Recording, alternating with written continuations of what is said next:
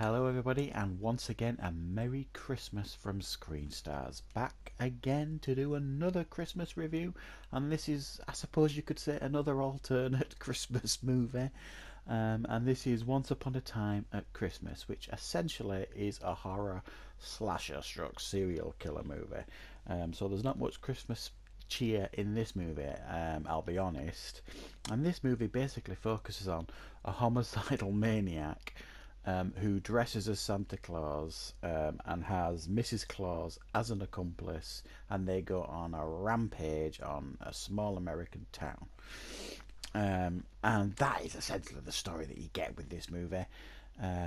Each day it escalates, and he focuses his kills on the rhyme, the 12 days of Christmas. You know, partridge in a pear tree, 5 gold rings, all that kind of thing.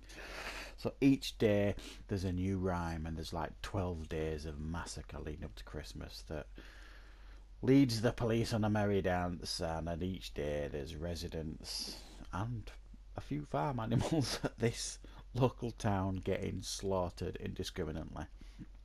And there is not much else plot to give you on this movie. They do attempt to put in some meaning behind the killings and try and add a little bit of story into it, but I'll be honest, this film in a lot of areas fails pretty miserably. But if you're a kind of horror fan that likes to put a movie on, turn your brain off, not for it to make an awful lot of sense, and just see some, you know, senseless axe killings, etc., then you'll probably have a little bit of fun with this movie. But I'll be honest, I didn't.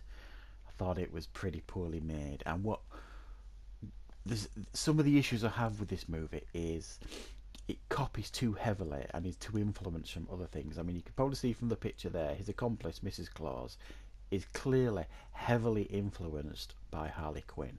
And there's even a scene at the beginning of the movie where she's in a jail cell and she's talking to the policeman that is ripped straight from Suicide Squad. So straight away, it's not a good start because you're thinking, really? That's so blatantly obvious.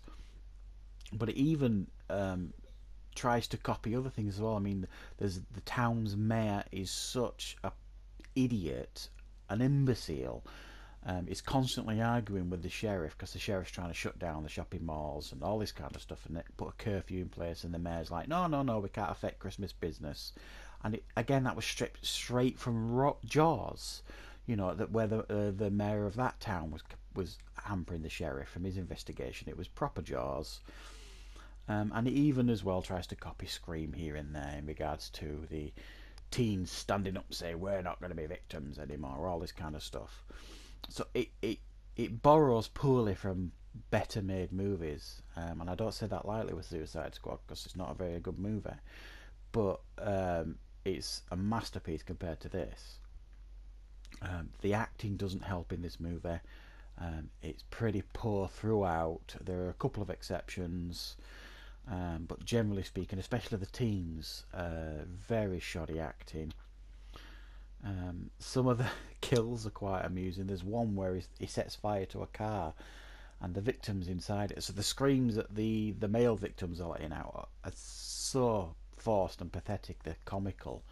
And he sets fire to this car, and the girl's saying to the lad in the car, quick, get out, get out. And he's like, oh, I can't, my door's jammed. Oh, I can't turn the car on, the battery's dead. I'm like, hang on a minute. It was a brand new modern car, and they've just literally set light to it, and you're trapped in and you can't turn the car on. What are you doing? It makes so many bizarre choices, this movie, in regards to what it's doing.